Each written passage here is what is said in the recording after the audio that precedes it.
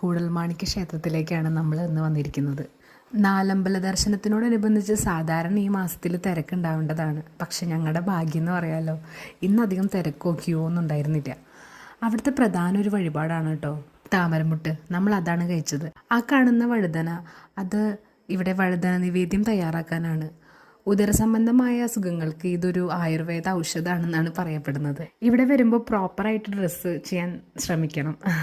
എൻ്റെ അനിയത്തിയുടെ ടോപ്പിന് കുറച്ച് ലെങ്ത് കുറവായതുകൊണ്ടാണ് അവർ ഈ മുണ്ട് കൊടുത്തത്. ഇതുടുത്തിട്ടാണ് അവൾ അകത്തോട്ട് പ്രവേശിച്ചത്.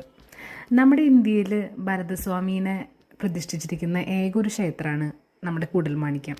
നാലമ്പല ദർശനത്തിനോടനുബന്ധിച്ച് ആൾക്കാർക്ക് ക്യൂ നിൽക്കാൻ വേണ്ടി അവിടെ പ്രത്യേക സൗകര്യങ്ങൾ ഇപ്പോൾ ഒരുക്കിയിട്ടുണ്ട്. അമ്പലത്തിൻ്റെ പുറത്തായിട്ട് ഇപ്പോൾ ഒരുപാട് സ്റ്റോളുകൾ കാണാം. ഞാൻ അവിടെ നിന്നൊരു ബുക്കും പിന്നെ അല്ലറ ചില്ലറ സാധനങ്ങളും വാങ്ങിയിരുന്നു. നമ്മുടെ കൂടൽമാണിക്യ ക്ഷേത്രത്തിനോട് ചേർന്ന് തന്നെ ഒരു മഹാഗണപതി ക്ഷേത്രം കൂടിയുണ്ട്. നമ്മൾ അവിടെയും കയറിയായിരുന്നു. ഈ ക്ഷേത്രത്തിൻ്റെ ബാക്കിലായിട്ടാണ് ആനക്കൂട്ടിൽ. അവിടെ നോക്കിയാൽ നമുക്ക് മേഘാർജുനനെ കാണാം. അങ്ങനെ ക്ഷേത്രത്തിൽ നിന്ന് ഇറങ്ങി മുന്നോട്ട് കിടക്കുമ്പോൾ നമ്മൾ സ്വാമീസ് കണ്ടു. അവിടെ കയറി നമ്മൾ പരിപ്പ് പ്രഥമനും പിന്നെ കർക്കിടകക്കൂട്ടും വാങ്ങി തിരിച്ച് മുന്നോട്ട് നടക്കുമ്പോഴാണ് നമ്മൾ ആരോമ ബേക്കേഴ്സ് കണ്ടത്. അവിടുന്ന് നമ്മൾ നല്ല ചൂട് ബജിയും സർബത്തും വാങ്ങി കഴിച്ചു.